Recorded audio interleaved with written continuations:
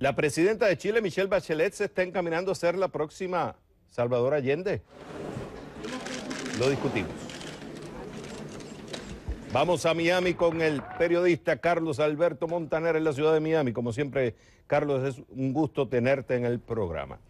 Ok, todo esto surge y es interesante porque tú mismo me lo comentaste, me puntualizaste que salió una columna de opinión de una columnista muy conocida en el diario The Wall Street Journal. Ella se llama Anastasia O'Grady, y que se enfoca mucho en los temas de América Latina.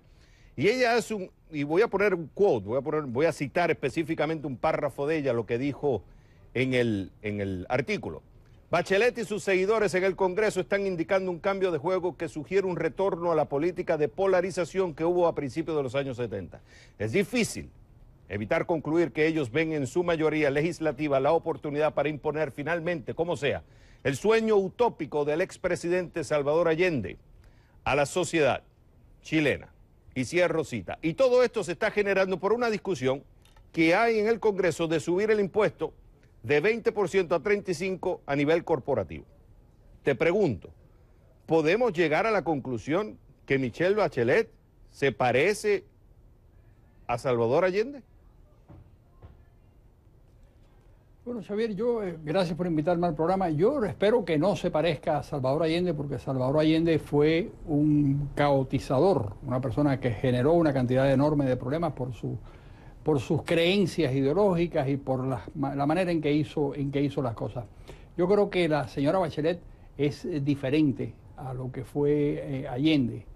Sin embargo, sí tiene una tentación socialista que la va a llevar por el error de presionar fiscalmente a las empresas con el objeto de pagar un sistema de cambio en el terreno educativo para de alguna manera convertir en gratis lo que hoy en día pagan muchos estudiantes, pero eso es el propósito final de todo eso, es de alguna manera uniformar a la juventud detrás de las ideas socialistas, cosa que es bastante disparatado. No me refiero a las ideas totalitarias ni comunistas, sino a las ideas socialistas de que lo conveniente es eso. Hay un crítico, Xavier, muy importante, interno, que es Mauricio Rojas. Mauricio Rojas fue un exilado chileno comunista en su juventud, que vivió en Suecia y llegó a convertirse en diputado sueco, y conoce muy bien la experiencia escandinava y hizo una transformación ideológica muy importante, se convirtió en una referencia liberal. Y Mauricio Rojas, que vive hoy en día en Chile, es muy crítico, tan crítico como María Anastasia O'Grady, y teme que efectivamente el país se deslice por una pendiente socialista que acabe matando la gallina de los huevos de oro. Claro, hay una preocupación. No hay que olvidar. Hay una preocupación, Carlos, porque por un lado es cierto que en el Congreso está la mayoría, vamos a decir, centro-izquierda. No hay una mayoría absoluta, porque para hacer ciertos cambios que quisieran hacer tienen que hacer una reforma en la Constitución, lo cual al no tener mayoría absoluta va a ser bien difícil. Sin embargo, algunos han levantado las cejas con por ejemplo, de subir el impuesto del 20 al 35. Uno de los elogios que se le ha dado a la economía chilena en los últimos 20 años es el crecimiento económico que ha tenido, la estabilidad que ha tenido, no tan solo política, sino económica, y que ha llevado a tener un país con un ingreso per cápita de casi $20.000. Unos argumentan que es parte de las políticas liberales, las políticas libertarias de tener un libre mercado. Sin embargo, ahora con este nuevo impuesto, algunos lo ven como un efecto negativo. Ok.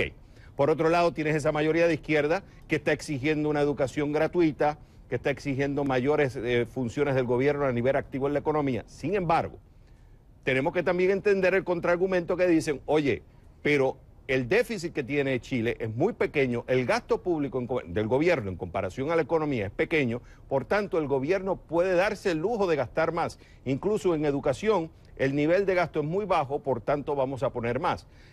El argumentar que poner más necesariamente lo va a llevar a hacer como Salvador Allende, ¿no crees que está un poco llevado muy al extremo?